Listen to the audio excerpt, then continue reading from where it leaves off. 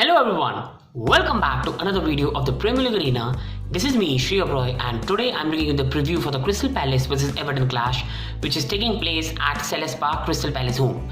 So, last game week, Everton got a much needed victory against Arsenal, where most probably they saved the job of their manager Rafael Benitez, because if the fans were doing some walkouts and overall it's been a very toxic place, so victory was a must need. Or as we saw, the director of football Marcel Brands being sacked from Everton, so it was a very important victory for Rafael Benitez. While Crystal Palace have again they've done well so far this season, but sadly they just didn't have enough quality to give Manchester United anything, and Manchester United won that game 1-0, and missing Anderson McArthur has been a big blow for Patrick Vieira. And before that game week, they conceded a late 93rd minute penalty by Leeds, and they lost in game 1-0. So it's been a bit of heartbreak going on for Crystal Palace.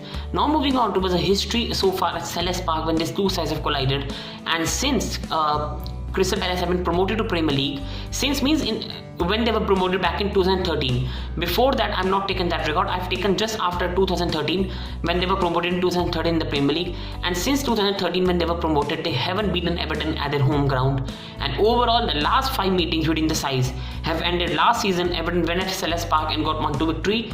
Before that, 2 victories ended in goalless draws. And before that, it was a 2-2 draw in 17-18 season, and in 16-17 season, it was a 1-0 victory for Everton away at Selhurst Park. So Everton do enjoy going to the stadium. Now going on towards the injury news, and for Everton, we saw that Yerry Mina again sadly got a bit of injury, and he most probably will be out of this game. Lucas Dean did not get an injury, but he was out of matchday squad, and something is not going well in that regard regarding his defensive duties and everything. So he could be out of this team, but he's not injured. And Calvert-Lewin we already know is out. While for the Crystal Palace, the home team, Crystal Palace, Anderson might return in this game, but again is doubtful, and McArthur is out for this game. So starting on with the likely lineup that we can expect from both the sides, and starting with the home side, Crystal Palace, I do expect them to go with Mitchell as a left, and James Ward as a right, and with Guetta as a goalkeeper, and then Anderson, who is doubtful. If Anderson is not fit, I think it will be James Tompkin, but if he's fit, he will start this game along with Maguhi, and then Kouyaté, Schlupp and Gallagher in the midfield, and the front three of Benteke, Zaha and Edward. This will be the Crystal Palace likely lineup in my opinion. And then going towards the Everton lineup, and why will you change when you won such a good match?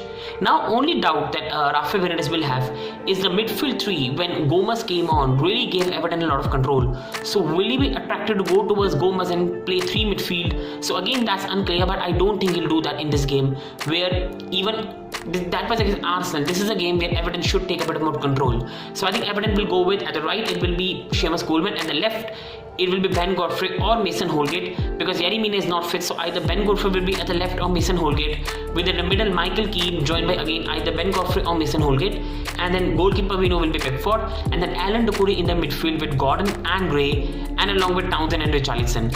At the front it will be, I think Richarlison will be more closer to Gray, with Townsend and Gordon being in the wings, but you know that Everton do rotate in that regard, so that's not big key. But overall the attackers will be in terms of Gordon, Townsend, Richarlison, Gray, with Alan Doucouré in the midfield doing all the work in the midfield, the power that's required. So that was the likely lineup of both the sides. Moving on to the last part, and that's the prediction. And as you saw in the video title, it is one of the hardest fixture to predict. Crystal Palace this season have been very good, one of the surprise teams. I will hold my hands up. I thought they might be relegated because a lot of experienced players left and inexperienced manager came in, but credit to Patrick Vieira, he has been fabulous. Everton, Rafael Benitez have been going down for a team we expect to go up. Rafael Benitez was near to sacking of his job, but they bounced back in a magnificent victory against Arsenal at home, and now they will be buoyed. They still have players like Demarai Gray, Richarlison. Demarai Gray for 1.5 million has been one of the best transfers in the Premier League right now.